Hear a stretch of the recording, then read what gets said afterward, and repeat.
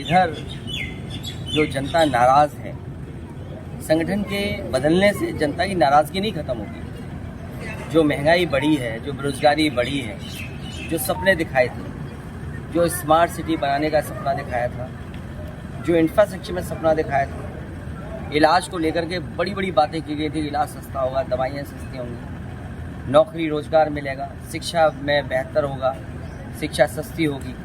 लेकिन आज भारतीय जनता पार्टी का जवाब नहीं है। तो संगठन के बदल जाने से जनता की नाराज़गी कम नहीं होगी और पीडीए की जो धमक है उसी का परिणाम ये है कि अभी भी चिंता कर रहे हैं कि उत्तर प्रदेश में उनका अध्यक्ष कौन बने। अध्यक्ष बनने से ज़्यादा उनके अंदर जो इंटरनल जो डिस्कशन होता है, बड़े बड़े बुद्धिजीवी, बड़े बड़े सलाहकार और बड़ी कंपनियां बैठती हैं। सुनने में आया है कि कई कंपनियां हायर की गई हैं जो विलेज स्तर पे सर्वे कर करके और जगह जगह लोगों से जानकारी हासिल कर करके जो सर्वे की टीमें वो उन्हें जानकारी देती हैं। तो केवल अध्यक्ष बनाना नहीं है, वहाँ ओसीएम और डीसीएम को भी बदलने का मामला चल रहा है। ओसीएम को कहाँ पहुँचाएं, डीसीएम को कौन सा पद दें, तभी उनका प्रदेश का अध्यक्ष तय हो पाए।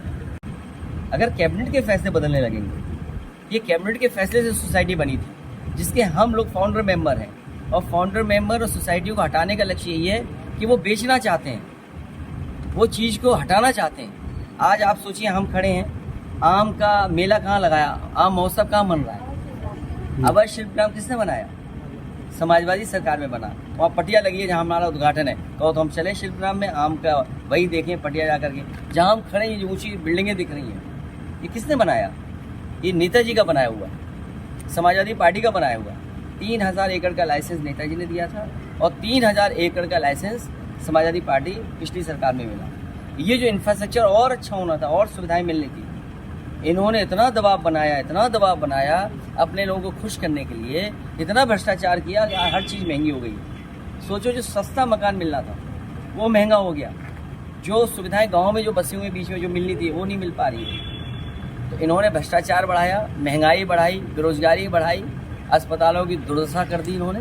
इसीलिए संगठन बदलने से कुछ नहीं होने वाला है। जो दिन रात सपने देख रहे हैं मुख्यमंत्री बनने का, कोई दवा ऐसी लाएं अस्पताल से, किसी डॉक्टर से लें कोई दवा कि वो जल्दी बन जाए मुख्यमंत्री। हम तो ये कहना चाहेंगे। सर, कांवड़ रोड पे नया फूड सेफ्टी ऐप जो है वो लॉन्च करके बारकोड लगाया जा रहा है, इसको कैसे देख रहे हो? और नाम और लाइसेंस लगाना अनिवार्य बताइए।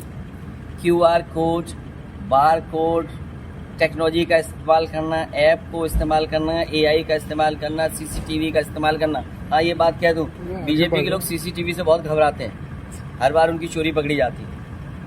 इसलिए ये जो टेक्नोलॉजी नहीं इस्तेमाल करनी थी, जिस तरह ये कॉरिडोर बनाने का प्रचार कर रहे थे, जो हमारे कांवड़िया हैं, जो आस्था के साथ एक परंपरा को निभाते हैं, कम से कम इनको वो इंफ्रास्ट्रक्चर बना के देना चाहिए था जो सुविधा मिलती, और जो सुविधा मिलनी चाहिए वो क्यों नहीं दे पा रहे हैं लोग। अगर 9 साल में इन्होंने कोई अच्छा कॉरिडोर कांवड़ियों के लिए बनाया होता, जो सुरक्षित होता, जो हमारे वैदिक परंपराओं के तहत होता, खाना पीना उसी हिसाब से मिलता जो हमारी वैदिक परंपराओं में है। अगर ये वैदिक परंपराओं से जुड़ा हुआ हमारा अगर आयोजन है या आस्था का एक परिक्रमा या हम उसको यात्रा पे निकलते हैं, तो इनकी जिम्मेदारी थी कि वैदिक परंपराओं को मानते हुए कोई ऐसा कॉरिडोर बनाते जिसमें कांवड़ियों को आराम करने का, उनके खाने पीने का, उनके स्वास्थ्य को लेकर के चिंता करते। अब तो इन्होंने कॉरिडोर बनाया नहीं, इसीलिए QR कोड, ऐप, ये नाटक कर रहे हैं। नाटक इसलिए कर सब डिप्टी CM है ब्रिजेश पाठक, वो JP NRC को लेकर समाजवादी पार्टी में आरोप लगाने की बड़ा भ्रष्टाचार है। देखिए, वो कुछ नहीं जानते, क्योंकि उन्हें अपने अस्पताल, मेडिकल कॉलेज, उनकी चिंता करनी चाहिए। और मैं आज आपसे कह रहा हूँ, रिकॉर्ड पे रख लेना आप बात, जितने भी मेडिकल कॉलेज हैं, किसी भी मेडिकल कॉलेज में जो मानक के हिसाब से प्रोफेसर्स होते हैं, असिस्टेंट प्रोफेसर्स होते हैं, टेक्नीशियंस होते हैं, वो किसी अस्पताल में नहीं है। और उसी का परिणाम ये है कि प्राइवेट अस्पताल तरक्की कर रहे हैं और प्राइवेट अस्पतालों में लोग भाग रहे हैं इलाज के लिए। आप KGM में चले जाएं, आप लोहिया इंस्टीट्यूट में चले जाएं, आप PGI में चले जाएं, बड़े पैमाने पर भीड़ है। और दूर ना जाएं आप, बगल में कैंसर इंस्टीट्यूट है, जिस डॉक्टर ने मुझे केवल दिखा दिया हम लोगों को, सच्चाई बता दी। उस डॉक्टर को शुक्ला थे कि वाजपेयी थे, मुझे याद नहीं है, उनको हटा दिया ट्रांसफर पोस्टिंग से। कैंसर इंस्टीट्यूट बगल में है, कैंसर का इलाज नहीं हो रहा है। उनके अपने नेता जो बीजेपी का जिस समय बनना था और जिस समय पहले अध्यक्ष चुने गए, पहले प्रधानमंत्री बने, उनके नाम पर यहाँ यूनिवर्सिटी बनी है। मेडिकल कॉलेज बनाने का काम था, यूनिवर्सिटी बनाने। क्या अटल बिहारी वाजपेयी के नाम पर जो यूनिवर्सिटी बननी थी उसमें क्या इलाज होने लगा? जिस योजना का प्रधानमंत्री जी ने शिलान्यास किया हो, अगर प्रधानमंत्री जी शिलान्यास करें और वो अटल बिहारी वाजपेयी यूनिवर्सिटी न बन पाए और मेडिकल कॉलेजों की दुर्दशा हो जाए, उन मंत्री के बारे में क्या सोचें?